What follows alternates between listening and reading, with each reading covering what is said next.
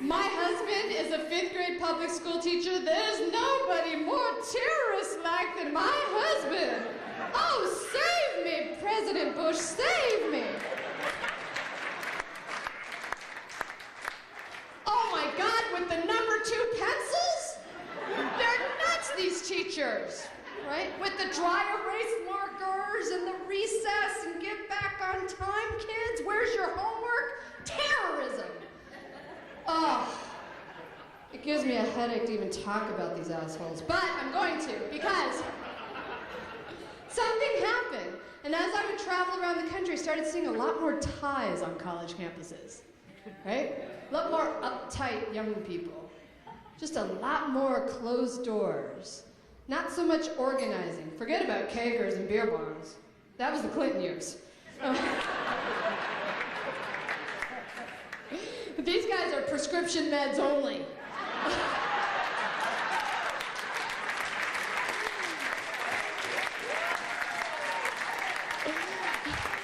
And they don't share. What? And these mother effers have health care. Who has health care at college? Republicans. And it was depressing. It was really depressing, right?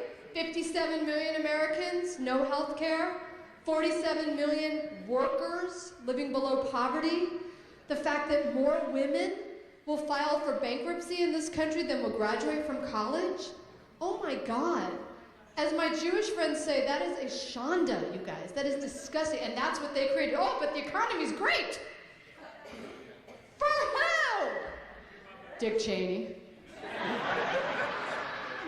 Sorry. Got a little something in the back of my throat, Dick Cheney. It's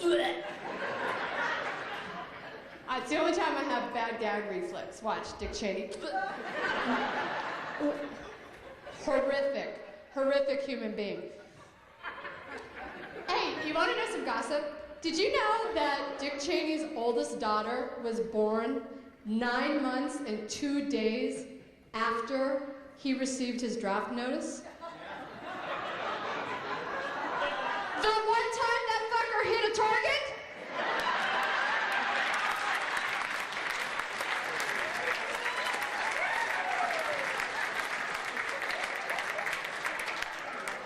And some poor woman's womb's gotta pay the price? Holy mother of God, he's a piece of work, that one, right? So it was depressing, because they came after us in a big way. Boy, they really tried to say we were over. We heard tonight, right? They were out in a big way saying, oh, what's going to happen to you? Are you scared? You want to throw in the towel and go on vacation? You know, right? Oh, yeah, you should just give it up. That's a no-win situation, the labor movement. P.U., right? That's what they wanted us to believe. But it's a new day, my friends. And I'm out there. And man, when I'm out there, I can feel it. Nancy Pelosi's in the House, into his house. We're picking up seats all over the place locally, because we know in labor, man, it happens locally, right? And you guys here in the Seattle-Tacoma area, you know better than anybody. I'm going to do a little brown nosing right now, because you guys know better than anybody in the country that where Seattle goes, where Washington State goes, the rest of the country follows.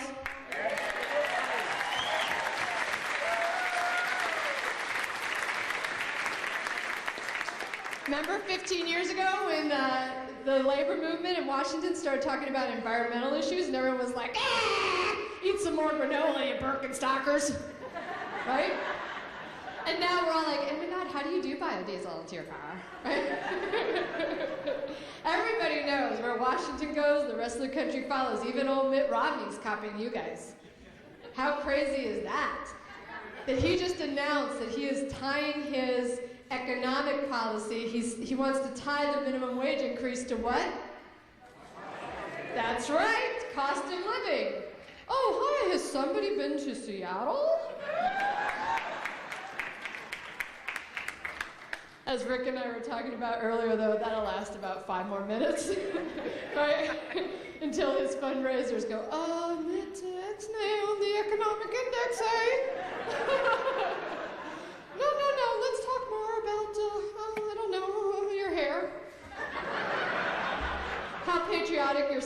because though they didn't serve in the military, they're working on your campaign. What the hell is wrong with this man?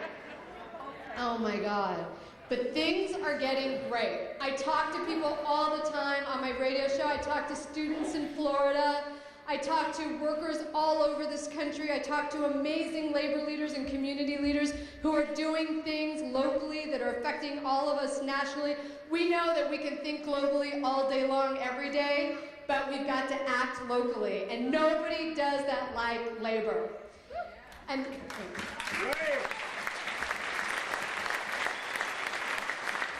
you know, Ben and I were talking yesterday about the fact that it's so crazy. We're all talking about the fact that it's so crazy that the election really has started, right? By the way, I just want to make a disclaimer that all of my opinions are my own and not a reflection of the Washington State Labor Council, AFL-CIO.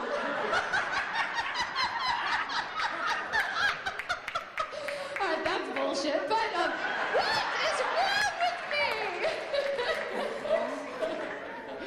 No, but you know, this election is going to be historic for millions of reasons, right? I mean, obviously, the candidates, it's all very exciting to see that the candidates really are, in many ways, reflective of America, including Dennis Kucinich, who cracks me up.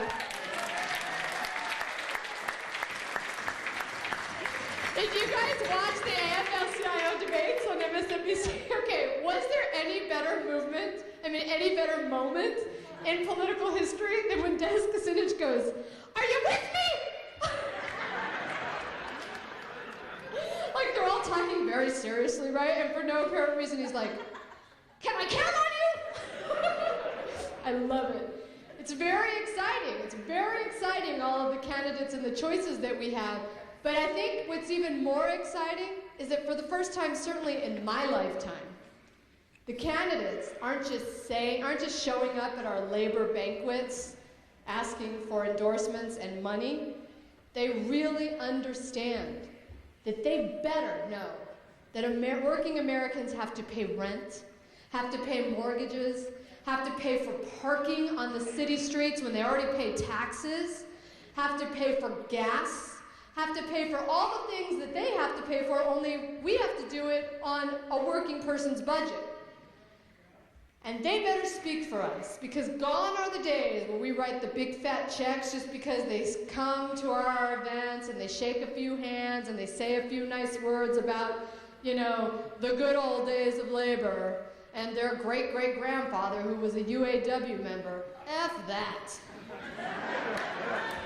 I think Janet Jackson said it best in the 80s, "What have you done for me lately," right? And I think it's very, very important that all of us who do you guys are in the trenches every single day. You know, we've got to celebrate the public servants who do support us, and we have to really support them, right? We want to keep our own in power. We want to make sure they're there to talk, not just talk the talk, but walk the walk. Right? They asked us for the jobs, we gave it to them, we better be good bosses and keep an eye on them. Right? You got it. But the ones that are coming up, they better say the U word. We better hear them say the word union. We better hear them acknowledge that unions are the best cure for poverty this country has ever seen. We damn well better hear them saying that.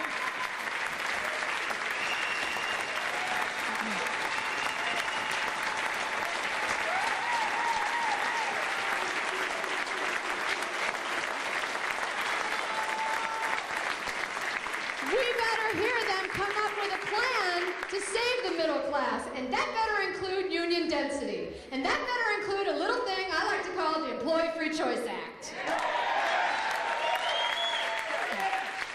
Nobody says it better than John Edwards when he says if you can join the piece of shit Republican Party by signing a card, you should be able to join a union.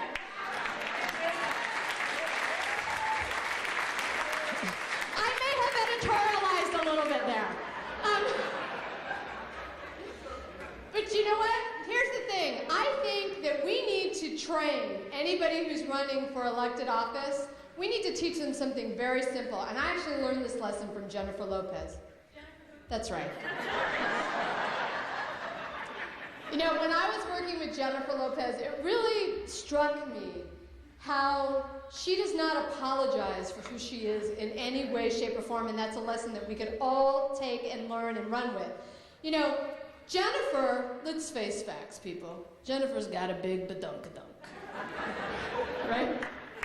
Jennifer's got a little junk in her trunk, right? Big nalgas. Right, pompas, that's right. Jennifer's got a big ass, right? That's the way it goes. And in no way, shape, or form does she hide it. In fact, she's like, yeah, I got a big ass, I'm gonna wear tight clothes, you're gonna look at it and you're gonna like it. Right?